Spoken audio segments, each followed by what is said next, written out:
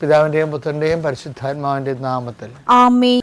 അമ്മേ പരിശുദ്ധമേ, അമ്മേ പരിശുദ്ധമേ, ദൈവമാതാവേ, കൃപാസനത്തിലൂടെ ഞങ്ങൾക്കും ഞങ്ങളുടെ ദേശത്തിനും അമ്മ മധ്യസ്ഥം തേടി തന്ന എല്ലാ അനുഗ്രഹങ്ങൾക്കും കൃപകൾക്കും ഞങ്ങളിപ്പോൾ ഹൃദയം നിറഞ്ഞ നന്ദി പറയുന്നു. അമ്മേ പരിശുദ്ധമേ, അമ്മേ പരിശുദ്ധമേ, ദൈവമാതാവേ, 2004 ഡിസംബർ 7 തീയതി ഉച്ചകഴിഞ്ഞ് 2:30 കൃപാസനത്തിൽ സംഭവിച്ച അമ്മയുടെ പ്രത്യക്ഷപ്പെടലിനെ കുറിച്ച് തിരുസഭയ്ക്ക് സമർപ്പിച്ചിരിക്കുന്ന പഠനരേഖകളുടെ മേൽ സഭാത്മകമായ പഠനം ആരംഭിക്കുവാൻ ഞങ്ങൾ പ്രാർത്ഥിക്കുന്നു. അമ്മേ പരിശുദ്ധമേ, ഭൂസ്വർലോകങ്ങളുടെ രാജ്ഞിയായ അങ്ങേയ്ക്ക് ഭൗമസംരക്ഷണത്തിനായി പ്രപഞ്ച പ്രകൃതിയെ തന്നെ തിരുസഭ പ്രതിഷ്ഠിക്കുവാൻ ഈ പ്രത്യക്ഷീകരണം വഴി ഇടയാക്കണമേ. പരിശുദ്ധമേ, ജപമാല മാതാവേ, സകല കൃപാസനം പ്രാർത്ഥനകളോടും ചേർത്ത് ഞങ്ങളിപ്പോൾ പ്രാർത്ഥിക്കുന്ന ഈ കുടുംബത്തിന്റെ പ്രത്യേക നിയോഗം പറമക്കളെ,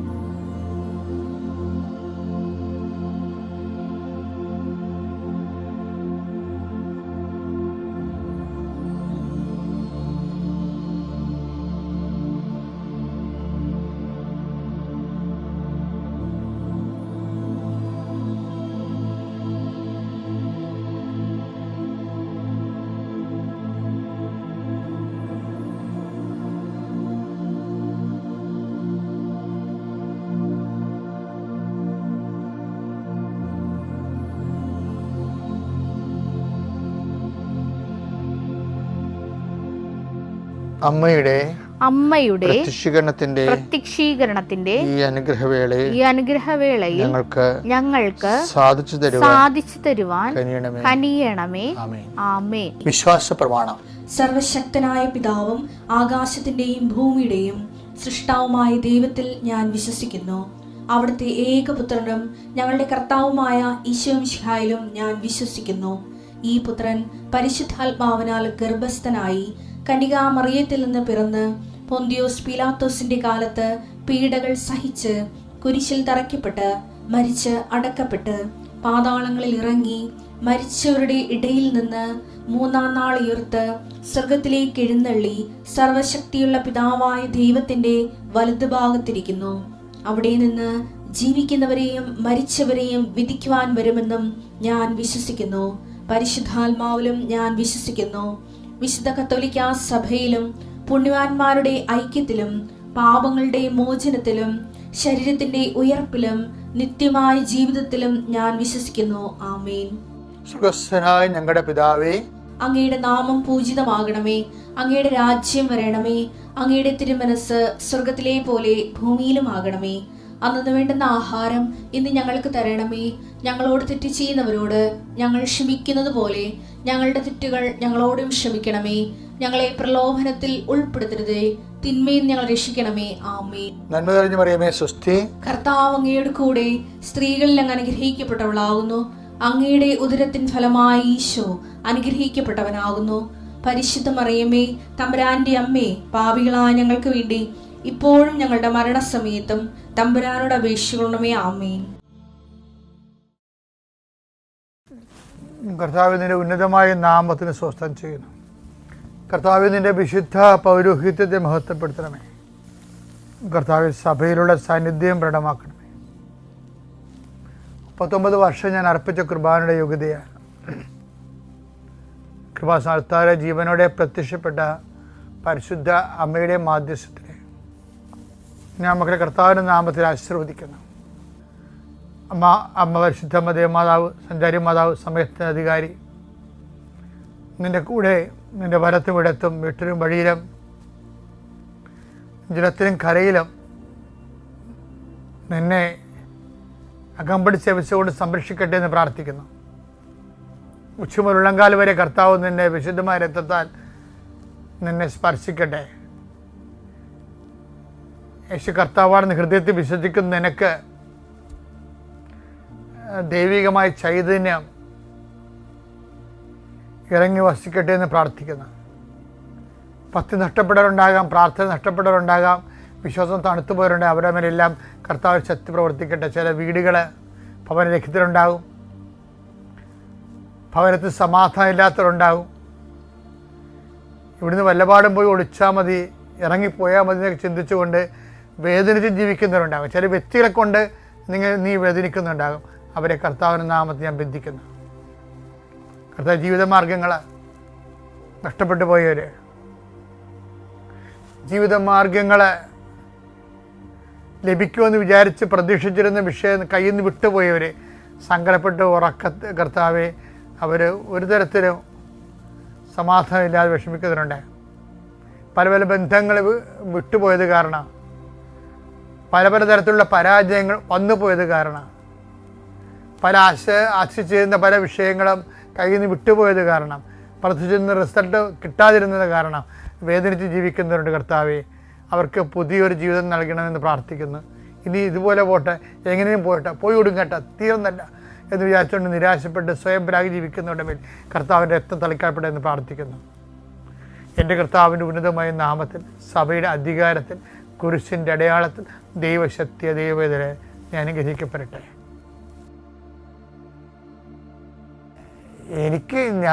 ഞാനുമായിട്ട് ഞാൻ യുദ്ധം ചെയ്യുന്ന ഒരു സംഭവം ഇതാണ് എന്നോട് തന്നെ. കാര്യം ലവ് എന്ന് പറയുമ്പോൾ അണ്ടർസ്റ്റാൻഡിങ് ലവ് ആണ് വേണ്ടത് ശരിക്കും. അതാണ് ഈശോ പറഞ്ഞത്, അപ്പോസ്തലന്മാർ ഉറങ്ങിയില്ലേ ഗെത്സമേനിൽ, അവിടെ ഈ അണ്ടർസ്റ്റാൻഡിങ് ലവ് വർക്ക് ചെയ്യുന്നുണ്ട്. മത്തായി 26:41. ആത്മാവ് സന്നദ്ധമെങ്കിലും ശരീരം ബലഹീനമാണ്. അണ്ടർസ്റ്റാൻഡ് ചെയ്യണം, ശരീരം ബലഹീനമാണ്. എന്താ സംഭവിച്ചാൽ അവിടെയും ഈ ശരീരത്തിൻ്റെ വിഷയമാണേ. അതും ഇത് ഭക്ഷണം, മറ്റത് വിശ്രമം. ഈ ഭക്ഷണത്തെയും വിശ്രമത്തെയും ചില സമയത്ത് നമ്മൾ ബലഹീനമായ ശരീരം ചിലപ്പോൾ കൽപ്പനകൾ ലംഘിക്കണ കാണാം. പക്ഷെ അതിൻ്റെ പേരിൽ അങ്ങനെ ഒരു കർക്കശമുള്ള റബി ആയിട്ട് ഈശോ മരണില്ല. മറിച്ച് എന്താണ് അവർ പറയും, നിങ്ങൾ ഉറങ്ങി വിശ്രമിക്കുകയാണോ, എഴുന്നേൽക്ക്, ആത്മാവ് സന്നദ്ധമാണെന്ന് എനിക്കറിയാം. അപ്പോൾ അത് അണ്ടർസ്റ്റാൻഡിങ്, ശരീരം ബലഹീനവും. അപ്പോൾ വക്രത്തിൽ പോലും ഈശോ മനുഷ്യനെ മനസ്സിലാക്കുന്ന ഒരു ദൈവമാണ്. ഈ ഈശോനെയാണ് നമ്മൾ ലോകത്തിന് കൈമാറണമെന്ന് ഞാൻ എന്നെപ്പോലുള്ളവർ ആഗ്രഹിക്കുന്നത്. എന്താണ്? അണ്ടർസ്റ്റാൻഡിങ് ഇല്ലാവും. ഇനി ഈ മനുഷ്യരാശിക്ക് വേണ്ടി ഈശോ മരിക്കും. അതാണ്. അപ്പോൾ വെറുതെ ഒരു ആശയപരമായ സ്നേഹമല്ല, വളരെ പ്രായോഗികമായ. അതാണ് സ്നേഹത്തിന് വേണ്ടി ജീവൻ ബലിയടക്കുന്നതിനേക്കാൾ വലിയ സ്നേഹം ഇല്ല എന്നൊക്കെ പറയണില്ലേ. യോഹന്നാൻ 15:13. സ്നേഹിതർക്ക് വേണ്ടി ജീവൻ അർപ്പിക്കുന്നതിനേക്കാൾ വലിയ സ്നേഹമില്ല. അതാണ് ഈശോ. ഈ ഈശോനെ കൈമാറണമെന്നാണ് മറ്റുള്ളവരും ആ ദൈവസ്നേഹം അനുഭവിക്കണമെന്ന് മാത്രമാണ് കൃപാസനം ആഗ്രഹിക്കുന്നുള്ളൂ. അപ്പം അതുകൊണ്ട് തന്നെ ഞങ്ങൾ ഈ ഈശോനെ കൈമാറാൻ നിങ്ങളുടെ സ്റ്റാറ്റസ്, ചില ആൾക്കാർ ജീവിതകാലം മുഴുവനും സ്റ്റാറ്റസിന് വേണ്ടി ജീവിക്കുന്നവരില്ലേ. ഏറ്റവും വലിയ പ്രലോഭനം എന്ന് പറഞ്ഞാൽ സ്റ്റാറ്റസാണേ. ഏറ്റവും വലിയ പ്രലോഭനം. നമ്മളവർക്കും സെക്സാണ്, അധികാരമാണെന്നൊക്കെ പറയല്ലേ. പക്ഷേ സ്റ്റാറ്റസാണ് ഏറ്റവും വലിയ പ്രലോഭനം. ഈശോമിശിഹായ്ക്ക് സ്തുതിയായിരിക്കട്ടെ. എൻ്റെ പേര് പ്രഭ. ഞാൻ വരുന്നത് തൃശ്ശൂർ ജില്ലയിലെ പേരാമംഗലം എന്ന സ്ഥലത്തു നിന്നാണ്. ഞാൻ ഉടമ്പടി എടുത്തത് ഈ വർഷം കഴിഞ്ഞ മെയ് മാസത്തിലാണ്. മെയ് 2022 ഒരു പ്രാവശ്യം ഞാൻ പുതുക്കി. ഇപ്പോൾ ഞാൻ നിങ്ങളുടെ മുന്നിൽ നിൽക്കുന്നത്, നമ്മളൊന്ന് ഇമാജിൻ ചെയ്യുക, മരണം നമ്മുടെ മുന്നിൽ വന്ന് നിൽക്കുമ്പോൾ ദൈവവും മാതാവും ഒക്കെ വന്നിട്ട് പറയണം, മരണമേ ഒന്ന് നീങ്ങി നിൽക്കൂ, ആ കുട്ടി കുറച്ചും കൂടി നാൾ ജീവിച്ചോട്ടെ എന്ന് പറയുമ്പോൾ നമുക്ക് കിട്ടുന്ന ഒരു സന്തോഷം, അത് അങ്ങനെ തന്നെ അനുഭവിച്ചിട്ടാണ് ഞാനിവിടെ നിൽക്കുന്നത് എന്ന് പറയാം. അത്രയും സന്തോഷമാണ് എനിക്കുള്ളത്. കേൾക്കുമ്പോൾ നിങ്ങൾക്ക് നിസ്സാരമായി തോന്നാം, പക്ഷേ എൻ്റെ ജീവിതത്തിൽ ഇങ്ങനൊരു സന്തോഷം ഇനി ഉണ്ടാവുമെന്ന് എനിക്ക് തോന്നുന്നില്ല. മാതാവ് എന്നെ കയ്യിലെടുത്ത് നടക്കുന്നു എന്നതിൻ്റെ ഏറ്റവും വലിയ തെളിവ്. കുറേ നാളായി ഞാൻ ആഗ്രഹിക്കുന്നു, ഇവിടെ എനിക്കൊരു സാക്ഷ്യം പറയാൻ പറ്റുന്നില്ല. എൻ്റെ ഒരു ജോലി അപ്പോയിൻമെൻറ്റ് പാസ്സായിട്ടില്ല, 7 വർഷമായി ഞാൻ ജോലിക്ക് പോകുന്നു. അപ്പോൾ അതാണ് ഞാൻ നിയോഗം വെച്ചിരിക്കുന്നത്. അപ്പോൾ അതിന് സമയമായിട്ടുണ്ടാവില്ല, ദൈവത്തിൻ്റെ സമയം ഇനിയും എത്തിയിട്ടില്ല, പക്ഷേ എത്തും. ഇവിടെ നിന്ന് ഞാൻ സാക്ഷ്യം പറയും എന്ന ഉറച്ച ബോധ്യത്തിലാണ് ഞാൻ പോയിക്കൊണ്ടിരിക്കുന്നത്. അതിനു മുൻപേ തന്നെ എനിക്ക് അതിലും വലിയ ഒരു സാക്ഷ്യവുമായി ഇവിടെ എത്താൻ സാധിച്ചു. ഇന്നലെ ഞങ്ങളുടെ സ്കൂളിൽ നിന്നും പിക്നിക്ക് പോവുമായിരുന്നു. അപ്പോൾ സാധാരണ 9:15 എനിക്ക് സ്കൂളിൽ പോകേണ്ടത്. അപ്പോൾ ഇന്നലെ 8:15 പോകണം. 8:30 വണ്ടി ഞങ്ങളുടെ സ്റ്റോപ്പിലെത്തും. അപ്പോൾ ഇത്തിരി സ്വല്പം ധൃതിയിലായിരുന്നു. എണ്ണയൊക്കെ വെച്ച് കുളിക്കാൻ പോകുന്നതിന് തൊട്ട് മുൻപാണ് ടെറസിൽ കോഴി ഉണ്ടായിരുന്നു. കോഴിക്ക് തീറ്റ കൊടുത്തിട്ടില്ല എന്ന് ഓർത്തിട്ട് ഞാൻ കോഴിക്കുള്ള തീറ്റയുമായി മുകളിലോട്ട് പോയി. അതവിടെ ഇട്ട് കൊടുത്തിട്ട് താഴത്തേക്ക് ഓടി ഇറങ്ങി.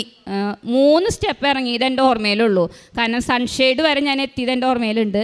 പിന്നെ ഒരൊറ്റ സ്ലിപ്പാവില്ലായിരുന്നു കാല്. ഉരുണ്ടിട്ടൊന്നുമല്ല, ഡയറക്റ്റ് താഴത്തെത്തി. അടിയിലത്തെ സ്റ്റെപ്പുമ്മേ അടിച്ച് വീണു, നല്ല അടിച്ച് വീണ സ്പോട്ടിൽ എനിക്ക് ശ്വാസമൊന്നും കിട്ടുന്നില്ല. എൻ്റെ പുറത്തൊക്കെ എന്തോ പാറക്കല്ലൊക്കെ കൊടുത്ത് ഇടിച്ച ഒരു ഫീലിംഗ് ആയിരുന്നു. എനിക്ക് ഒന്നിനും പറ്റണില്ല, ശബ്ദം പുറത്ത് വരുന്നില്ല, ഇരുന്നിരിപ്പുന്ന ഇനി ഒന്നിനും പറ്റണില്ല. ഞാനിപ്പോൾ ചത്തുപോകുന്നുള്ളൊരു പേടി, അത്രയും വേദന. അവിടെ നിന്ന് എനിക്ക് ഒരു ശബ്ദവും വരുന്നില്ല. ആകെ വന്ന ശബ്ദം, അമ്മ എന്നെ കെടുത്തല്ലേ, എൻ്റെ മക്കൾക്ക് ആരുമില്ല, എൻ്റെ ഹസ്ബൻഡ് നാട്ടിലില്ല, ഞാൻ മാത്രമേ ഉള്ളൂ, ഞാൻ കിടന്ന എനിക്കാരുമില്ല, എന്നെ കെടുത്തല്ല അമ്മേ, എന്നെ കെടുത്തല്ല അമ്മേന്ന് മാത്രം പറഞ്ഞ് അമ്മേ മാതാവേ എന്ന് വിളിച്ചു. 10-11 പ്രാവശ്യം വിളിച്ച് കാണും. എനിക്ക് ശ്വാസം വലിക്കാൻ പറ്റി. ഞാൻ പിന്നെ പതുക്കെ ഒന്ന് കൈയൊക്കെ കിണ്ണം താഴെയിട്ട് കൈ വരിയുമേ പിടിക്കാൻ നോക്കി. മാതാവിനെ മാത്രം വിളിച്ച് എണീറ്റു. അപ്പോൾ എൻ്റെ മൂത്ത മകൾ സ്കൂളിൽ പോയിട്ടുണ്ട്. രണ്ടാമത്തെ മകന് 8:30 വണ്ടി വരും. അവന് ഞാൻ എല്ലാം റെഡിയാക്കി ഫ്രണ്ടിൽ ഉമ്മർത്ത് കൊണ്ട് നിർത്തിയിട്ടുണ്ടായിരുന്നു. അപ്പോൾ അവിടെ ആരുമില്ല, മമ്മിയുണ്ട്. മമ്മിയുടെ റൂമിലായിരുന്നു. ഞാനിവിടുന്ന് പതുക്കെ എണീറ്റ് നടന്ന് ബാക്കിലൂടെ അകത്ത് കയറി. അപ്പോഴേക്കും മോൻ്റെ വണ്ടി വന്നു, അവൻ കയറിപ്പോയി. ഞാൻ എന്നിട്ട് മാതാവിനോട് പറഞ്ഞു, ഞാനെന്താ ചെയ്യുക, ഹോസ്പിറ്റലിൽ പോയി എന്നെ അവിടെ അഡ്മിറ്റാവുകയൊക്കെ ചെയ്താൽ ഞാൻ എന്ത് ചെയ്യുക എന്നുള്ളൊരു പേടി. ഉടനെ തന്നെ സ്കൂളിലേക്ക് ഫോൺ വിളിച്ച് പറയാം, ഞാൻ വരുന്നില്ല, അവിടെ ബ്ലോക്ക് ചെയ്യണം. അങ്ങനെ കരുതി ഞാൻ ഫോൺ എടുക്കുകയാണ്. എനിക്ക് തീരെ വയ്യ, പുറം നല്ലോണം വേദനിക്കുന്നുണ്ട്, നടക്കാനും ആകെ വേദനയാണ്. അപ്പോൾ ഫോൺ എടുക്കണേക്കാൾ മുന്നേ എൻ്റെ മനസ്സിൽ പറഞ്ഞു, ഫോൺ വിളിക്കണ്ട, മാതാവിൻ്റെ ഉപ്പ് ആദ്യം കഴിക്കുക, കാരണം തലയിൽ എണ്ണ തേച്ചിട്ടുണ്ട്, നീരിറങ്ങിക്കഴിഞ്ഞാൽ വീണേൻ്റെ പുറമെ അതും കൂടി ആവുമ്പോൾ എന്താവുമെന്ന് എനിക്കറിയില്ല. ഉടനെ തന്നെ ഞാൻ മാതാവിൻ്റെ ഉപ്പെടുത്ത് വായയിലിട്ടു. വിശ്വപ്രമാണം ചൊല്ലിയിട്ട് മാതാവിൻ്റെ ഉപ്പെടുത്തിട്ട് അത് വായയിലിട്ടു. പറഞ്ഞു, അമ്മേ എൻ്റെ എല്ലാ നീർക്കെട്ടൊക്കെ മാറ്റിത്തരണേ, ഞാൻ കുളിക്കാൻ പോവാണ്, തല നിറച്ച എണ്ണയുണ്ട്. അങ്ങനെ ഞാൻ കുളിക്കാൻ പോയി. കുളിച്ചുകൊണ്ടിരിക്കുമ്പോൾ ഞാൻ മാതാവിനോട് പറഞ്ഞു, ജീവൻ എന്നിലുണ്ടെങ്കിൽ ഞാൻ നാളെ ഇവിടെ വന്ന് സാക്ഷ്യം പറയും. അന്ന് ഞാൻ ഇവിടെ സാക്ഷ്യം പറയാൻ അനുവദിക്കുമോ ഇല്ല, ഇതൊന്നും എൻ്റെ ഓർമ്മയിലില്ല. ഞാൻ മാതാവിനോട് ഇത്രേ പറഞ്ഞുള്ളൂ, എനിക്ക് ജീവൻ ഉണ്ടെങ്കിൽ ഞാൻ അവിടെ വന്ന് സാക്ഷ്യം പറയും, കാരണം മാതാവ് എന്നെ നടത്തും, എനിക്കൊരു കുഴപ്പമുണ്ടാവില്ല എന്നുള്ള ഉറച്ച ബോധ്യം എൻ്റെ ഉള്ളിലുണ്ടായിരുന്നു. അങ്ങനെ കുളി കഴിഞ്ഞ് ഞാൻ ഉടമ്പടി തൈലം എടുത്തിട്ടുണ്ടായിരുന്നു, കുളിമുറിയിലോട്ട് അത് കൊണ്ടുപോയിട്ടുണ്ടായിരുന്നു. വിശ്വപ്രമാണം ചൊല്ലി നട്ടെല്ലുമ്പോൾ മുഴുവൻ എനിക്ക് എൻ്റെ കൈ എത്തുന്ന രീതിയിലൊക്കെ ഞാൻ എണ്ണ തേച്ചു, തണ്ടിൾക്കും എണ്ണ തേച്ചു, ഡ്രസ് ചേഞ്ച് ചെയ്ത് വന്നു. എനിക്ക് പിക്നിക്കിന് പോകണ്ടെന്ന് വെക്കാൻ പറ്റാത്തൊരവസ്ഥയുണ്ടായിരുന്നു. കാരണം തലേ ദിവസം രാത്രിയാണ് ഒരു 5-6 കുട്ടികൾ ടൂറിനുണ്ട് എന്ന് പറഞ്ഞത്. കാരണം സ്കൂൾ വിട്ട് പോകുമ്പോൾ അവർ സങ്കടം പറഞ്ഞു, ടീച്ചർ ഞങ്ങൾക്ക് വരണമെന്നുണ്ട്, പക്ഷെ അമ്മമാർ സമ്മതിക്കുന്നില്ല, വെള്ളത്തിലിറങ്ങിക്കഴിഞ്ഞാൽ പേടിച്ചിട്ടാണ്, ടീച്ചറൊന്ന് വിളിച്ച് അവർ വിടുമെന്ന് പറഞ്ഞു. ഞാൻ വിളിച്ച് പറഞ്ഞു, ഞാൻ വെള്ളത്തിൽ അവരുടെ കൂടെ ഫുൾ ടൈം ഉണ്ടാവും, അതൊരു ഉറപ്പാണ്, നിങ്ങൾ അമ്മമാരില്ലെങ്കിലും ആ കുട്ടികളുടെ കൂടെ ഞാനുണ്ടാവും, അതിലൊരു പേടിയും വേണ്ടെന്ന് പറഞ്ഞിട്ടാണ് അവർ പോകുന്നത്. അപ്പോൾ ഞാനിവിടെ വീണ സമയത്ത് കുട്ടികൾ അവിടെ വണ്ടിയിൽ കയറൽ കഴിഞ്ഞു സ്കൂളിൽ നിന്ന്. അപ്പോൾ എനിക്ക് ആ പേരൻസിനോട് വിളിച്ച് അവരെന്നെ തലേ ദിവസം ആണെങ്കിൽ വിരണ്ടാന്ന്, ഞാൻ ഉണ്ടാവില്ല എന്നെങ്കിലും എനിക്ക് പറയായിരുന്നു. ഇതെനിക്ക് അതിനും പറ്റാത്തൊരവസ്ഥയായി. ഞാൻ പറഞ്ഞു, കോണീര് അവിടെ നിന്ന് എണീപ്പിച്ച് കുളിച്ച് എന്നെ ഇവിടെ നിർത്താൻ എൻ്റെ മാതാവിന് കഴിയുന്നുണ്ടെങ്കിൽ ആ മക്കളുടെ കൂടെ ഞാനുണ്ടാവും. അങ്ങനെ ഞാൻ സാധനങ്ങളൊക്കെ എടുത്ത്, അപ്പോൾ എനിക്ക് നടക്കാൻ ആ എണ്ണ തേച്ച് തൈലം, ഉടമ്പടി തൈലം തേച്ച് കഴിഞ്ഞ ഉടനെ ആ പുറത്ത് കരിങ്കല്ല് വെച്ച ഫീലിംഗ് മാറി. അപ്പം ഞാൻ വേഗം നടന്നു തുടങ്ങി. എൻ്റെ സാധനങ്ങളൊക്കെ എടുത്ത് പുറത്തിറങ്ങി സെൻറ്റർ വരെ എത്തണമല്ലോ. ഞാൻ സ്കൂട്ടിമേ പോവാം. സാധനങ്ങളൊക്കെ എടുത്തിട്ട് സ്കൂട്ടിമേ കയറിയപ്പോഴാണ് എനിക്ക് വിവരം മനസ്സിലായത്, ഇരിക്കാൻ പറ്റണില്ല, നടക്കാനും കുഴപ്പമില്ല, കുമ്പിടാനും കുഴപ്പമില്ല. കാരണം ഞാൻ ഡ്രസ്സ് മാറി ഇറങ്ങിയപ്പോഴാണ് മുറ്റം പകുതി വരെ അടിച്ചിട്ടുള്ളൂ, എന്തോ ധൃതിയിൽ അവിടെ ഇട്ടിട്ട് പോകുന്നുണ്ടായിരുന്നു. അപ്പോൾ ഇത് കണ്ടപ്പോൾ അയ്യോ ഇതിങ്ങനെ പകുതിയിലിട്ട് പോവുക, വേഗം ചൂലെടുത്ത് ഞാൻ മുറ്റടിച്ചൊരി ഈ വീണ ഞാൻ ഇട്ടാ. അതടിച്ചു വാരി ചവറ നീക്കിയിട്ടാണ് ഞാൻ സ്കൂട്ടിമേ കയറണത്. സ്കൂട്ടിമേ കയറിയപ്പോഴാണ് എനിക്ക് മനസ്സിലായത് നടക്കാനും കുമ്പിടാനും പറ്റുന്നുണ്ട്, പക്ഷേ ഇരിക്കാൻ പറ്റില്ല. അത് നമുക്ക് അമർന്നിരിക്കാൻ പറ്റണില്ല എന്ന്. അപ്പോൾ എനിക്ക് പേടിയായി. 2 മാസം മുൻപ് എൻ്റെ ചേച്ചി ബാത്റൂമിൽ ഇതുപോലെ വീണിട്ട് അവൾക്ക് ഇരിക്കാനാണ് പറ്റാതിരുന്നത്. 2 മാസം കിടപ്പായിരുന്നു, ബെഡ് റെസ്റ്റ്. ഇത്ര അവൾ ക്ലാസ്സൊക്കെ എടുത്തുകൊണ്ടിരുന്നായിരുന്നത്. ഞാനും ചേച്ചി ഒരു സ്കൂളിലാണ് വർക്ക് ചെയ്യുന്നത്. അപ്പോൾ എനിക്ക് ഒന്നുകൂടിയും പേടിയായി. എന്നെ അതുപോലെ കെടുത്താനാണോ ദൈവമേ? എൻ്റെ വീട്ടിൽ എന്ത് ചെയ്യും? എൻ്റെ മക്കൾക്ക് ഞാനേ ഉള്ളൂ, എൻ്റെ മോള് 10ാം ക്ലാസ്സിലാണ്. അതൊക്കെ അത് വീണ്ടും സങ്കടമായി. ഞാൻ വണ്ടിയും ഇരുന്ന് പറഞ്ഞു 10 നന്മ ഞാൻ പറയുമ്പോൾ ചെല്ലുണ്ട മാതാവേ, 10ാമത്തെ ചെല്ലുമ്പോഴേക്കും എൻ്റെ വണ്ടിയും ഇരുത്തണം. കാരണം എനിക്ക് ഇരുന്നേ പറ്റൂ, എനിക്ക് കിടക്കാൻ പറ്റില്ല. അങ്ങനെ നന്മ ഞാൻ പറയുമ്പോൾ ചെല്ലി 9 എണ്ണം ചെല്ലി. ഞാൻ വണ്ടിയും ഇരിക്കണ പോലെ ഇരുന്നിട്ടാണ് പറയണത്, ചെല്ലണത്. 10ാമത്തെ ചെല്ലുമ്പോഴേക്കും ഞാൻ എന്തോ ഒരു ശക്തി കൊണ്ട് വണ്ടിയിലിരുന്നു. വണ്ടി ഓടിച്ചു, സെൻറ്ററെത്തി. വണ്ടി അവിടെ പള്ളിയിൽ പാർക്ക് ചെയ്ത് തിരിച്ച് നടന്ന് വന്ന് കുരിശുപള്ളിയുടെ മുമ്പിൽ നിൽക്കാമെന്നാണ് പറഞ്ഞിരുന്നത്. അവിടെ നിൽക്കുമ്പോൾ നേരെ നോക്കിയപ്പോൾ കണ്ടത് സക്രാരിയാണ്. കാരണം ഞങ്ങളുടെ പള്ളി കുറച്ച് ദൂരെയായിരുന്നു റോട്ടിൽ നിന്ന്. പക്ഷേ ഈ കുരിശുപള്ളിയിൽ അവിടെ നിന്ന് കഴിഞ്ഞാൽ ഡയറക്റ്റ് നമുക്ക് കാണാൻ പറ്റിയ സക്രാരിയാണ്. കാരണം ഇന്ന് പള്ളിയുടെ നടവാതിൽ അവിടെ തുറന്നിട്ടുണ്ടായിരുന്നു. കാരണം 9 മണിക്ക് ഒരു ശവടക്കുണ്ട്. അപ്പം ഞാൻ അതിലേക്ക് നോക്കി പറഞ്ഞു, എൻ്റെ മാതാവ് ഞാൻ രാവിലെ കുർബാനയ്ക്ക് വന്നിട്ട് യാത്ര പറഞ്ഞ് വന്നതാണ്, മാതാവ് എന്നെ കൈവിടില്ല. അപ്പോൾ ആരാധന അവിടെ സക്രാരി കാണാമെന്നുണ്ട്. ഞാൻ വേഗം മൊബൈലിൽ നിന്ന് മറ്റേ 3-ാം ചൊവ്വ കഴിഞ്ഞ 3-ാം ചൊവ്വയുടെ ആരാധന എടുത്ത്. കാരണം വണ്ടി സ്കൂളിൽ നിന്ന് സ്റ്റാർട്ടായിട്ടുള്ളൂ. അപ്പം ഞാനിതിങ്ങനെ ആരാധനയിൽ പങ്കെടുത്തുകൊണ്ട് നിൽക്കുക. കുറേ നേരം നിൽക്കുമ്പോഴും ഒരു വേദനയുണ്ട്. എന്നാലും എനിക്ക് കുഴപ്പമില്ല, ഇരിക്കാനല്ലേ പറ്റാത്തതുള്ളൂ. ഞാൻ ഇരിക്കില്ല, വണ്ടിയിൽ നിന്നിട്ടായാലും പോകുന്നുള്ള ചിന്തയായിരുന്നു. ആരാധനയിൽ പങ്കെടുത്തുകൊണ്ടിരുന്നു. വണ്ടി ഇവിടെ എത്താറായപ്പോൾ അത് ബാഗിലിട്ട് ഞാൻ വണ്ടിയിൽ കയറി കാര്യങ്ങൾ പറഞ്ഞ വഴിക്ക് പറഞ്ഞു. അവിടെ നിന്ന് 2ാമത്തെ സ്റ്റോപ്പ് അമല ഹോസ്പിറ്റലാണ്. ടീച്ചേഴ്സ് പറഞ്ഞു പ്രഭ വരരുത്, അമലയിൽ ഇറങ്ങിക്കോ, വീട്ടിലേക്ക് ഞങ്ങൾ വിളിച്ച് പറയാം, എൻ്റെ വീട്ടിൽ നിന്ന് ആൾ വരും. എൻ്റെ ചേച്ചിയൊക്കെ വണ്ടിയിലുണ്ട്. അപ്പോൾ ഞാൻ പറഞ്ഞു കോണിയിൽ വീണിട്ട് കുളിയും തെളിയൊക്കെ കഴിഞ്ഞ് ഞാൻ ഇവിടെ എൻ്റെ വണ്ടിയുമ വന്നിട്ട് ഈ ബസ്സിൽ കയറാൻ എൻ്റെ മാതാവ് അനുവദിച്ചിട്ടുണ്ടെങ്കിൽ ഞാൻ ചാലക്കുടിയിൽ വന്നിരിക്കും. അതും എൻ്റെ മാതാവ് എന്നെ നടത്തും, എനിക്ക് ഉറപ്പുണ്ട് എന്നോ ഞാൻ മാതാവിനോട് പറഞ്ഞിട്ടുണ്ട്. എന്നെ ജീവൻ ഉണ്ടെങ്കിൽ ഞാൻ ഇന്ന് വന്ന് സാക്ഷ്യം പറയുന്ന നേർന്നുള്ളത്. അപ്പോൾ സാക്ഷ്യം പറയുമ്പോൾ കിടന്ന് വന്ന് സാക്ഷ്യം പറയാനല്ല, നീ വന്ന് നിന്ന് സാക്ഷ്യം പറയാനാണ് എന്നെ അനുഗ്രഹിക്കും മാതാവ്, എനിക്ക് ഉറപ്പുണ്ട് എന്ന് പറഞ്ഞു. അങ്ങനെ ഞാൻ ആ വണ്ടിയിലെ സീറ്റിൽ കിടന്നപ്പോൾ കുട്ടികൾ വന്ന് പറഞ്ഞു ടീച്ചറെ വായോ. അപ്പോൾ ടീച്ചർക്ക് വയ്യാന്ന് പറഞ്ഞപ്പോൾ മറ്റുള്ളവരൊക്കെ പറഞ്ഞു, അവർക്ക് സങ്കടമായി. ഞാൻ പറഞ്ഞു കുറച്ച് കഴിയുമ്പോൾ ടീച്ചർ എനിക്ക് വരുമെന്ന് പറഞ്ഞു. അങ്ങനെ സീറ്റിലിരിക്കാൻ ബുദ്ധിമുട്ടായിരുന്നു, എന്നാലും ഫ്രണ്ടിൽ സപ്പോർട്ടൊക്കെ ചെയ്ത് കയ്യിൽ വെയിറ്റൊക്കെ കൊടുത്ത് ചാരി ഇരുന്ന് ഞാൻ 3-ാം ചൊവ്വയുടെ ആരാധനയിൽ ഇങ്ങനെ പങ്കുകൊണ്ടു.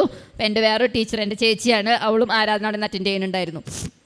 അങ്ങനെ ചാലക്കുടി എത്താറായി. ആരാധനയുടെ പ്രൈസ് ആൻഡ് വർഷിപ്പ് കഴിഞ്ഞു. അച്ഛൻ്റെ ടോക്ക് തുടങ്ങണേക്കാളും മുമ്പ് എനിക്ക് തോന്നി ഉള്ളിൽ നിന്ന്, എണീറ്റോ നീ എന്തെങ്കിലും ഇങ്ങനെ ഇരുന്ന് കരയണ്ട, നീ എണീക്കേ, കുട്ടികളുടെ കൂടെ കൂട്. അപ്പം ഞാൻ വെച്ചു നിർത്തി ക്ലോസ് ചെയ്ത്. അപ്പോൾ ചാലക്കുടി എത്തിയിട്ടുണ്ട്. ഞാൻ കുട്ടികളുടെ കൂടെ എണീറ്റ് കളിക്കാനൊക്കെ തുടങ്ങി. അവിടെ ഇറങ്ങി റൈഡിലൊന്നും കയറില്ല. ഞാൻ പൊതുവെ കയറാറില്ല. പക്ഷേ ഉച്ചയ്ക്ക് 1:30 തൊട്ട് 4:30 വരെ കുട്ടികളുടെ കൂടെ ഫുൾ വെള്ളത്തിലായിരുന്നു. അവരുടെ കൂടെ എങ്ങനെയൊക്കെ വെള്ളത്തിൽ കളിക്കാൻ പറ്റും അതുപോലെ. ആ സമയത്ത് എൻ്റെ ടീച്ചേഴ്സ് തന്നെ പറഞ്ഞു നീ കോണിയിൽ നിന്ന് വീണു എന്ന് പറഞ്ഞത് സത്യമാണോ നോണയാണോ എന്ന് ചോദിച്ചു. അപ്പം ഞാൻ പറഞ്ഞു സത്യമാണ്. അതിലുപരി ഏറ്റവും വലിയ സത്യം മാതാവ് എൻ്റെ കൂടെ ഉണ്ട്. അവർക്കറിയാം ഞാൻ ആലപ്പുഴയിൽ വരണതും ഉടമ്പടി വെക്കണതും ചൊവ്വാഴ്ചത്തെ അച്ഛൻ്റെ ക്ലാസ് കേൾക്കണതൊക്കെ അവർക്കറിയാം. അപ്പോൾ അവർക്ക് തമാശയ്ക്ക് ചോദിക്കേണ്ടതാണ്, നീ ഇതുപോലെ കളിക്കണ കാണുമ്പോൾ കോണിയിൽ നിന്ന് വീണതാണെന്ന് വിശ്വസിക്കാൻ പറ്റുന്നില്ല. അത് കഴിഞ്ഞ് ഞാൻ ഫുൾ ഉറപ്പിലായിരുന്നു ഇവിടെ വന്ന് സാക്ഷ്യം പറയുന്നു. വൈകുന്നേരം വീട്ടിലെത്തി, ഒരു 7:30 കൂടി വീട്ടിലെത്തി. ഞാൻ വീണ്ടും അമല ഹോസ്പിറ്റലിൽ പോയി. എന്തിനാന്ന് ചോദിച്ചു കഴിഞ്ഞാൽ ഇവർ പറഞ്ഞു സാക്ഷ്യം പറയാൻ പോകുമ്പോൾ നിനക്കൊരു തെളിവ് വേണ്ട, നിനക്കൊന്നും സംഭവിച്ചിട്ടില്ല എന്ന്.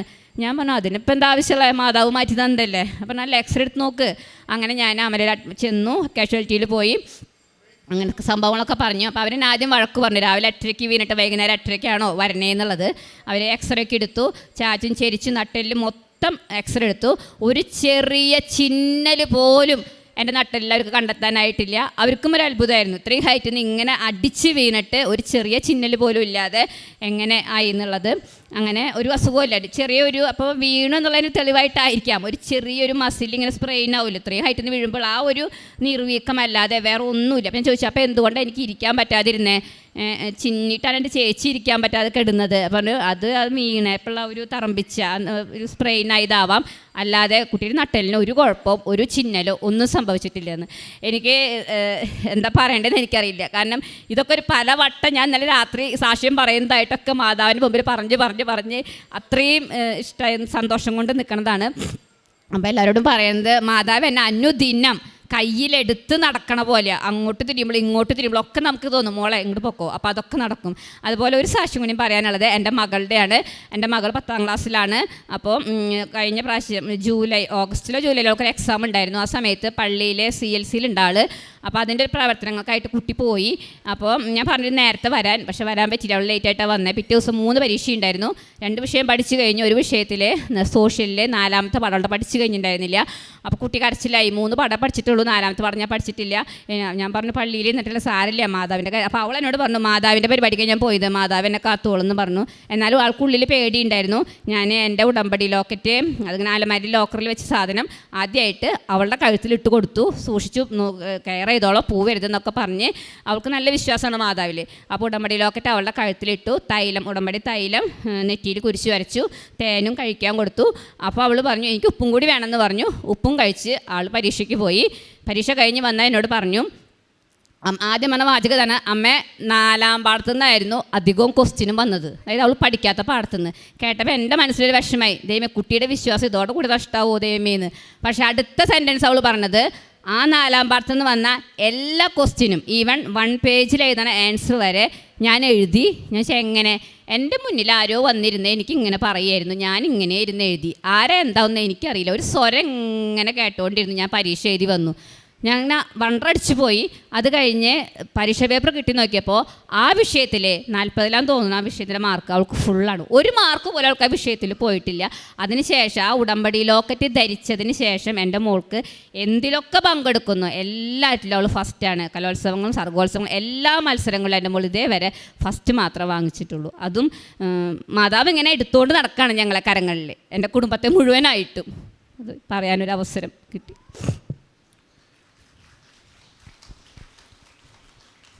കാനാൻകാരിയായിട്ടുള്ള ഒരു സ്ത്രീ ഒരിക്കൽ ഈശോയുടെ അടുക്കൽ വന്ന മകൾക്ക് വേണ്ടിയിട്ട് മാധ്യസ്ഥം വഹിച്ചപ്പോൾ ഈശോ പറഞ്ഞു, മകളെ നിൻ്റെ വിശ്വാസം വലുതാണ്. അതുപോലെ തന്നെ ഉള്ളൊരു വിശ്വാസമാണ് പ്രഭ ചേച്ചിയുടേത്. ഓരോ അവസ്ഥയിലും പരിശുദ്ധ മാതാവിൻ്റെ മാതൃക അനുകരിച്ചുകൊണ്ട് വിശ്വസിച്ചു. തൽക്ഷണം സൗഖ്യം ലഭിക്കുവാനായിട്ട് ആഴത്തിലുള്ള വിശ്വാസം ആവശ്യമാണ്. സ്കൂട്ടിയിൽ കയറാൻ പോകുന്ന സമയത്തും 10 നന്മ പറഞ്ഞവരെയും ചെല്ലും, 10ാമത്തെ ആകുമ്പോൾ എനിക്ക് ഇരിക്കുവാൻ പറ്റണമെന്നും, അതുപോലെ ആരാധന കൂടുന്ന സമയത്തും ആരാധനയുടെ കുറച്ച് ഭാഗം കഴിഞ്ഞ് കഴിഞ്ഞപ്പോൾ തന്നെ ഉള്ളിൽ നിന്ന് സ്വരം കേട്ട് കുട്ടികളോടൊത്ത് കളിക്കുവാനുമൊക്കെ സാധിക്കുന്നത് ആ ഉള്ളിലുള്ള വിശ്വാസ നിമിത്തമാണ്. പരിശുദ്ധ മാതാവിനോട് എലിസബത്ത് പറഞ്ഞു, കർത്താവ് അരുളി ചെയ്ത കാര്യങ്ങൾ നിറവേറുമെന്ന് വിശ്വസിച്ചവൾ ഭാഗ്യവതി. കർത്താവിൻ്റെ ഓരോ വാക്കിലെയും ദാനം നമ്മൾ സ്വീകരിക്കുന്നത് നമ്മുടെ ആഴമായ വിശ്വാസവും ആ വിശ്വാസത്തിലൂടെയുള്ള പ്രവൃത്തികളിലൂടെയുമാണ്. പ്രഭ ചേച്ചി ഉടമ്പടിയെടുത്ത മകളാണ്. അതുകൊണ്ട് പരിശുദ്ധ മാതാവ് കൂടെയുണ്ട് എന്നുള്ള ആഴമായിട്ടുള്ള ബോധ്യം ഉണ്ടായിരുന്നു. അതുകൊണ്ട് തന്നെ ഒരു വേദനയുടെ നിമിഷത്തിൽ അമ്മ കൂടെ ഉണ്ടാവുകയും ഒരു പോറൽ പോലുമില്ലാതെ കാത്തുരക്ഷിക്കുകയും ചെയ്തു. കൂടാതെ മകൾക്കും പരീക്ഷയിൽ ഒട്ടും പഠിക്കാത്ത ഭാഗത്തു നിന്ന് തന്നെ ചോദ്യങ്ങളുണ്ടായിട്ടും പൂർണ്ണമായിട്ടും മാർക്ക് ലഭിക്കുകയും ചെയ്തു.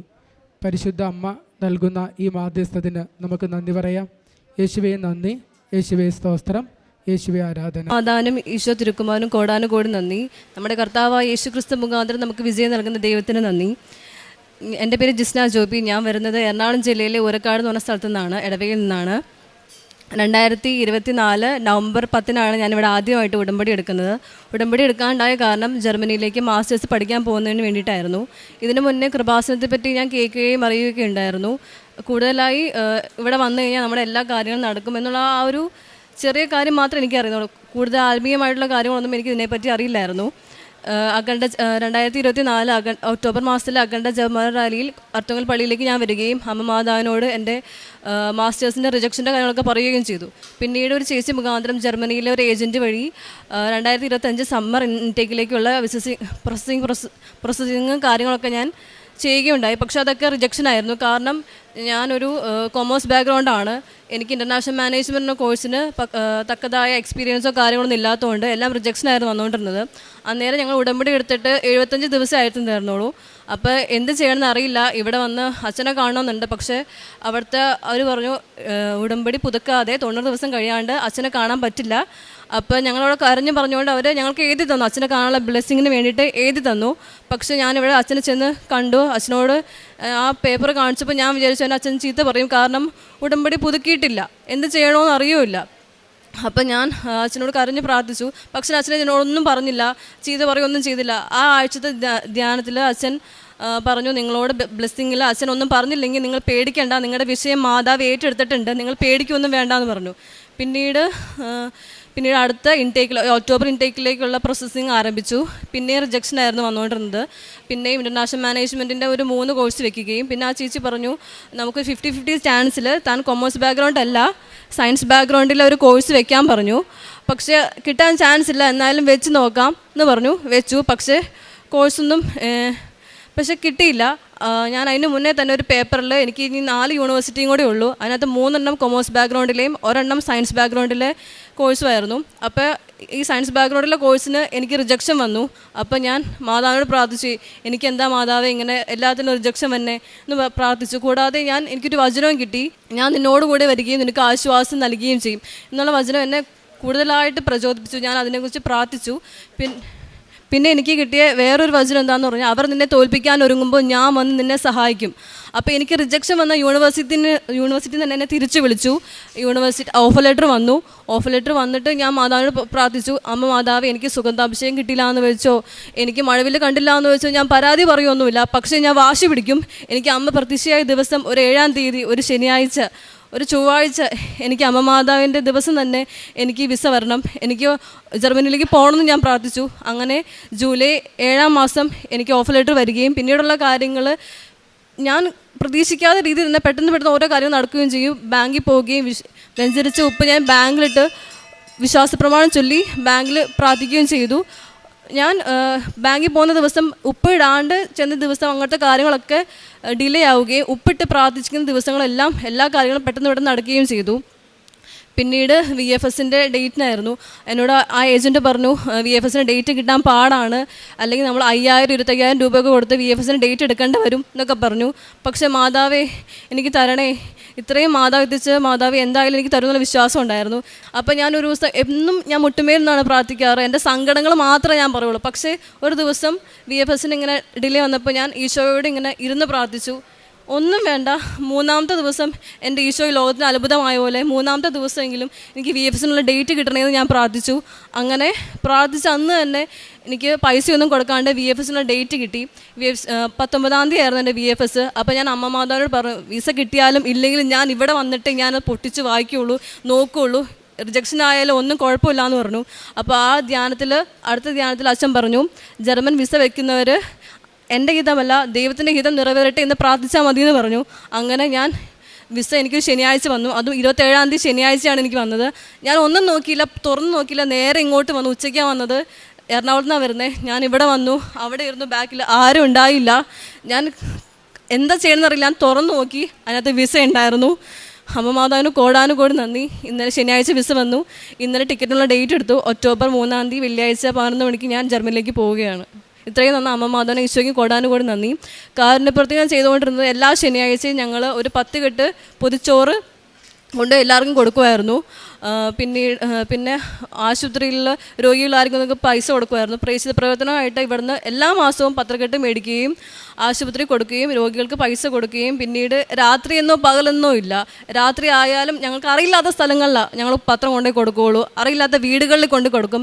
ഞങ്ങളുടെ സ്ഥലത്തുള്ള ആർക്കും ഞാൻ പത്രം കൊണ്ടേ കൊടുക്കില്ല. എല്ലാ വീടുകളിലും രാത്രി ആയാലും സന്ധ്യ ആയാലും ഒന്നും ഞാൻ നോക്കില്ല, അവിടെ ചെന്ന് ഞാൻ പറയും. ചില വീടുകളിൽ ചെല്ലുമ്പോൾ അവർ മറ്റേ പെന്തക്കോസ്തി ആൾക്കാരൊക്കെ പറയും ഞങ്ങൾക്ക് മാതാവിന് വിശ്വാസമില്ല, ഞങ്ങൾക്ക് ഈശോയിൽ മാത്രമേ വിശ്വാസമുള്ളൂ എന്നൊക്കെ പറയും. അന്നേരം ഞാൻ തർക്കിക്കാനൊന്നും ഞാൻ പോകാറില്ല. ഞാൻ പറയും അമ്മ മാതാവ് ഇവരെ അനുഗ്രഹിക്കട്ടെ എന്ന് പറഞ്ഞിട്ട് ഞാൻ അവിടെ നിന്ന് ഇറങ്ങും. പിന്നെ ഓട്ടോ സ്റ്റാൻഡിലുള്ളവർക്ക് ഞാൻ വചനം പറഞ്ഞു കൊടുക്കും. മനുഷ്യരാൽ അസാധ്യമായത് ദൈവത്താൽ സാധ്യമാണെന്ന് തന്നെ ഞാൻ പറയും. പിന്നെ ഞാൻ കുട്ടികൾക്ക് ട്യൂഷൻ എടുക്കുന്നുണ്ടായിരുന്നു. കുട്ടികൾക്ക് ട്യൂഷൻ എടുക്കുമ്പോൾ തന്നെ ഞാൻ അവരോട് പ്രാർത്ഥിച്ചിട്ട് ഈ വചനം പറഞ്ഞു കൊടുക്കും. അവരത് ഏറ്റു പറയും. അത് ഏറ്റു പറഞ്ഞിട്ട് മാത്രമേ ഞങ്ങൾക്ക് ട്യൂഷൻ എടുത്ത് കൊടുക്കുകയുള്ളൂ. അവരോട് ഞാൻ പള്ളിയിൽ പോകാൻ പറയും, പ്രാർത്ഥിക്കാൻ പറയും, ഈശോയോട് നിങ്ങൾ സംസാരിക്കാൻ പറയും. എന്ന് പറഞ്ഞാൽ നമ്മുടെ പ്രാർത്ഥനയേക്കാൾ കൂടുതൽ കുഞ്ഞുങ്ങളുടെ പ്രാർത്ഥന ഈശോ കേൾക്കും. അപ്പോൾ ഞാൻ അവരോട് പറഞ്ഞ് പ്രാർത്ഥിക്കും. ഇതൊക്കെയാണ് ഞാൻ ഇത്രയും നന്ന അമ്മ മാതാവിന് ഈശോയ്ക്കും കോടാനുകൂടുന്നത്. എൻ്റെ സ്വഭാവത്തിൽ വന്ന മാറ്റങ്ങൾ പറയുമ്പോൾ വചനത്തിൽ കൂടുതൽ വിശ്വസിക്കാൻ ഞാൻ പഠിച്ചു. കൂടുതൽ എന്തെങ്കിലും പ്രതിസന്ധി വന്നു കഴിഞ്ഞാൽ എനിക്ക് ദൈവത്തോട് പ്രാർത്ഥിക്കാൻ വചനങ്ങൾ കിട്ടി. 1 ദിനവൃത്താന്തം 4:10. ദൈവമേ, അങ്ങനെ അനുഗ്രഹിച്ച് എൻ്റെ അതിരുകൾ വിസ്തൃതമാക്കണമേ. അങ്ങയുടെ കരം എന്നോടുകൂടി ഇരിക്കുകയും സകല വിപത്തുകളിൽ നിന്ന് കാത്തുകൊള്ളുകയും ചെയ്യണമേ. അവൻ്റെ പ്രാർത്ഥന ദൈവം കേട്ടു. ഇങ്ങനെ തന്നെ ഞാൻ പറഞ്ഞ് പ്രാർത്ഥിക്കും. അവൻ്റെ പ്രാർത്ഥന ദൈവം കേട്ടു, എൻ്റെ പ്രാർത്ഥന ദൈവം കേട്ടു, എൻ്റെ കേട്ടിട്ടുണ്ട് ഞാൻ പറഞ്ഞ് പ്രാർത്ഥിക്കും. കൂടുതൽ എന്തെങ്കിലും പ്രതിസന്ധി വന്നാൽ എന്തെങ്കിലും വചനമുണ്ട്, വിശ്വസിച്ച് പ്രാർത്ഥിക്കാൻ എന്തെങ്കിലും വചനമുണ്ട്. ഞാൻ അരമണിക്കൂറിൽ കൂടുതൽ ഇരുന്ന് വചനം വായിക്കും. ഞാനത് പഠിക്കും, ഉള്ളിൽ നിന്ന് പഠിക്കും. ഓരോ വചനവും ഏത് പ്രതിസന്ധി വന്നാലും എൻ്റെ ദൈവം എൻ്റെ കൂടെയുണ്ട്. ഭയപ്പെടേണ്ട, ഞാൻ നിന്നോട് കൂടെയുണ്ട്. സംഭ്രമിക്കേണ്ട, ഞാൻ നിന്നെ സഹായിക്കും, ഞാൻ എൻ്റെ കൂടെ ഉണ്ടാവുന്ന വചനങ്ങൾ ഏറ്റു പറഞ്ഞ് ഓരോ പ്രതിസന്ധി വന്നാലും വിസയുടെ തടസ്സങ്ങളൊന്നും ഒന്നുമില്ലാതെ എന്നെ ഇത്രയും അനുഗ്രഹിച്ച ദൈവത്തിന് 1000 നന്ദി. വിലാപങ്ങൾ 3:24-25. കർത്താവാണ് എൻ്റെ ഓഹരി, അവിടുന്നാണ് എൻ്റെ പ്രത്യാശ എന്ന് ഞാൻ പറയുന്നു. തന്നെ കാത്തിരിക്കുന്നവർക്കും തന്നെ തേടുന്നവർക്കും കർത്താവ് നല്ലവനാണ്. ജിസ്റ്റ ജോബി എന്ന ഈ മകൾ തൻ്റെ ഉടമ്പടി ജീവിതാനുഭവ സാക്ഷ്യം നമ്മോട് പങ്കുവയ്ക്കുകയായിരുന്നു. ഈ ആലയത്തിൽ നടക്കുന്ന പ്രധാനപ്പെട്ട ഒരു ദൈവകൃപയുടെ ശുശ്രൂഷയാണ് ജോസഫ് അച്ഛൻ്റെ കൈവെപ്പ് പ്രാർത്ഥന എന്ന് പറയുന്നത്. അതിന് ഏറ്റവും അനുഗ്രഹപ്രദമായ നിമിഷങ്ങളിലൂടെയാണ് അച്ഛൻ്റെ അരികിൽ പ്രാർത്ഥനയ്ക്ക് വരുന്ന ഓരോരുത്തരും കടന്നു പോകുന്നത്. അച്ഛനത് ദേഷ്യപ്പെടുകയോ ചീത്ത പറയുകയോ അല്ല ചെയ്യുന്നത്. മറിച്ച് നമ്മൾ അമ്മ മാതാവിൻ്റെ അരികിൽ ഒരു വലിയ നിയോഗത്തെ സമർപ്പിച്ച് പ്രാർത്ഥിക്കുമ്പോൾ അതിന് ചേർന്നൊരു ജീവിതം നയിച്ചിട്ട് വേണം നമ്മുടെ അരികിലേക്ക് നമ്മൾ അച്ഛൻ്റെ കൈവെപ്പ് ശുശ്രൂഷയ്ക്ക് വേണ്ടി വരുവാനായിട്ട്. വെറുതെ ഓടിപ്പിടിച്ച് വരുന്നതല്ല, എങ്ങനെയെങ്കിലും ജീവിച്ചിട്ട് വരുന്നതുമല്ല. മറിച്ച് അമ്മയുടെ പ്രത്യക്ഷീകരണത്തിൻ്റെ സാക്ഷിയാകുവാൻ സഹായിക്കണമേ എന്ന്, പ്രത്യക്ഷീകരണത്തിൻ്റെ സാക്ഷിയാകുമെന്ന് ഉറപ്പിച്ചുകൊണ്ട് അമ്മയുടെ പ്രത്യക്ഷീകരണത്തിൽ അടിയുറച്ച് വിശ്വസിച്ചുകൊണ്ട് ഉടമ്പടി അണുവിട വ്യതിചലിക്കാതെ ജീവിച്ചിട്ടാണ് ഈ അച്ഛൻ്റെ കൈവെപ്പ് ശുശ്രൂഷയ്ക്ക് വേണ്ടി ഈ അൾത്താരയിലേക്ക് നമ്മൾ വരേണ്ടത്. അതുകൊണ്ടാണ് അതിൻ്റെ ഉടമ്പടി കൃത്യമായിരിക്കണം, രേഖകൾ ശരിയായിട്ടുണ്ടായിരിക്കണം, ജീവിതം നന്നായി മുന്നോട്ട് പോകുന്നതാവണം. കുമ്പസാരിച്ചൊരുങ്ങി ക്രൈസ്തവരാണെങ്കിൽ ദിവ്യകാരുണ്യം സ്വീകരിച്ച് പ്രസാദപര അവസ്ഥയിലായിരിക്കണം നമ്മൾ ഈ കൈവെപ്പ് ശുശ്രൂഷയ്ക്ക് വേണ്ടി അൾത്താരയിലേക്ക് വരേണ്ടതെന്ന് പറയുന്നത്. കാരണം അമ്മയുടെ പ്രത്യക്ഷീകരണ രൂപത്തിലരികിലും ഈശോയുടെ ക്രൂശിത രൂപത്തിലരികിലും നിങ്ങളുടെ വലിയ ജീവിത വിഷയങ്ങളെ, നിങ്ങളുടെ വലിയ കടഭാരങ്ങളെ, തീരാരോഗങ്ങളെ, കണ്ണീര് കൊണ്ട് കുടുംബം മുഴുവനും നിറഞ്ഞു നിൽക്കുന്ന പ്രശ്നങ്ങളെ അമ്മയുടെ കരങ്ങളിലേക്ക് കൊടുക്കുമ്പോൾ നിങ്ങളുടെ കണ്ണീരും പ്രാർത്ഥനയും അച്ഛൻ്റെ കൃപയുള്ള അഭിഷേകത്തിലുള്ള പ്രാർത്ഥനയും ചേർന്ന് ആ നിമിഷങ്ങൾക്കുള്ളിൽ നിങ്ങൾക്കത് അനുഗ്രഹമാകുവാൻ, നമുക്കത് അമ്മയുടെ ഇടപെടലും സാന്നിധ്യവുമാകുവാൻ വേണ്ടിയാണ് അച്ഛൻ്റെ കൈവെപ്പ് ശുശ്രൂഷയ്ക്ക് വേണ്ടി ഈ ആലയത്തിലേക്ക് വന്നു നിൽക്കുമ്പോൾ അത് അനുഗ്രഹമായി തീരുവാൻ വേണ്ടി എപ്പോഴും ജീവിതത്തിൽ ശ്രദ്ധയുണ്ടാവണമെന്ന് ഓർമ്മിപ്പിക്കുന്നത്. പ്രിയമുള്ളവരെ, നാം കൊടുക്കുന്ന നിയോഗം തന്നെ നാം പ്രാർത്ഥിച്ചു കൊണ്ടിരിക്കണം. ചിലരൊക്കെ എഴുതി ഒരു കാര്യം പറഞ്ഞ് ടോക്കൺ വാങ്ങി അത് എഴുതി കൊടുക്കും. പക്ഷേ അച്ഛൻ പ്രാർത്ഥിച്ചു കൊണ്ടിരിക്കുമ്പോൾ മറ്റു കാര്യങ്ങൾ പലതും നമ്മൾ ഓർത്ത് പറഞ്ഞുകൊണ്ടിരിക്കും. അതല്ല, നിങ്ങളും അമ്മ മാതാവിൻ്റെ അരികിൽ അച്ഛൻ പ്രാർത്ഥിക്കുന്നത് പോലെ ഒരേ കാര്യം ഒരേ സമയം പൂർണ്ണമായി പ്രത്യക്ഷീകരണത്തിൽ വിശ്വസിച്ചുകൊണ്ട് സമർപ്പിക്കുകയാണെങ്കിൽ ഏതു വലിയ വിഷയത്തെയും, ഏത് ഉത്തരം കിട്ടാത്ത പ്രശ്നത്തിനുമേലും ദൈവികമായ ഇടപെടൽ ലഭിക്കുന്നത് നമുക്ക് എപ്പോഴും അനുഭവിക്കുവാനാവും. അതിൻ്റെ കൃത്യതയ്ക്ക് വേണ്ടിയാണ് അച്ഛൻ പറയുക, ഉടമ്പടി ജീവിച്ചിട്ട്, ഉടമ്പടി നിങ്ങളെ പുതുക്കിയിട്ട്, ഉടമ്പടിയുടെ നിയോഗങ്ങൾ നിങ്ങൾ ഉടമ്പടിയുടെ നിബന്ധനകൾ നിങ്ങൾ പാലിച്ചിട്ട്, നിങ്ങൾ ചെയ്യേണ്ടതുപോലെ കാരുണ്യ പ്രവൃത്തി ചെയ്തിട്ട്, പ്രേക്ഷിത പ്രവർത്തനം ചെയ്തിട്ട് നിങ്ങൾ ഈശോയുടെ അനുഗ്രഹത്തിന് വേണ്ടി വരിക. കാരണം അമ്മ മാതാവ് നമ്മളെ കണ്ടുകൊണ്ടിരിക്കുന്നു. ഓരോ നിമിഷവും എൻ്റെ ഇന്നലെ എന്ത്, നാളെ എന്ത്, ഇന്ന് ഞാൻ എങ്ങനെയുള്ള വ്യക്തിയെന്ന് അറിയുന്ന കർത്താവിൻ്റെ അരികിലാണ് പ്രത്യേകമായ കൃപയ്ക്ക് വേണ്ടി മുട്ടുകുത്തി പ്രാർത്ഥിക്കുന്നത്. അതുകൊണ്ട് അത് വിശുദ്ധമായിരിക്കണം, അത് വിശ്വസ്തതയുള്ളതായിരിക്കണം, അത് വിശ്വാസത്തോടു കൂടിയതായിരിക്കണം. എപ്പോഴും നമ്മുടെ ജീവിതത്തെ ക്ലിയർ ചെയ്തുകൊണ്ട് ഉടമ്പടി വിശുദ്ധിയിലും വൃത്തിയിലും ജീവിച്ചുകൊണ്ട് ഈ അൾത്താരയിൽ വന്ന് നിങ്ങൾ മുട്ടുകുത്തുക. അത് അനുഗ്രഹത്തിൻ്റെ വലിയ വാതിലുകൾ ഏത് പ്രശ്നത്തിലും നമ്മുടെ ജീവിതത്തിന് മേൽ തുറന്നു തന്നിരിക്കും. മകൾക്ക് ലഭിച്ചതും മകൾ പറയുന്നുണ്ട്, അച്ഛനെ കണ്ട് പ്രാർത്ഥിച്ചു, അച്ഛൻ മൗനമായിട്ട് എന്നെ പറഞ്ഞു വിട്ടു. അത് അമ്മ മാതാവിൻ്റെ ആ നിയോഗം ഏറ്റെടുത്തതാണെന്ന് എനിക്ക് ഉറപ്പായിരുന്നു. അതിന്ന് അനുഗ്രഹമായി. അമ്മയുടെ സന്തോഷത്തിൽ, അമ്മ നൽകിയ അനുഗ്രഹത്തിൽ നന്ദി പറഞ്ഞുകൊണ്ട് എൻ്റെ തുടർ ജീവിതത്തിലേക്ക് ഞാൻ പോവുകയാണെന്ന്. അമ്മ മാതാവ് ഈ മകൾക്ക് നൽകിയ എല്ലാ അനുഗ്രഹങ്ങൾക്കും നന്ദി പറഞ്ഞുകൊണ്ട് കരങ്ങളടിച്ച് ഈ സാക്ഷ്യം നമുക്ക് സമർപ്പിക്കാം.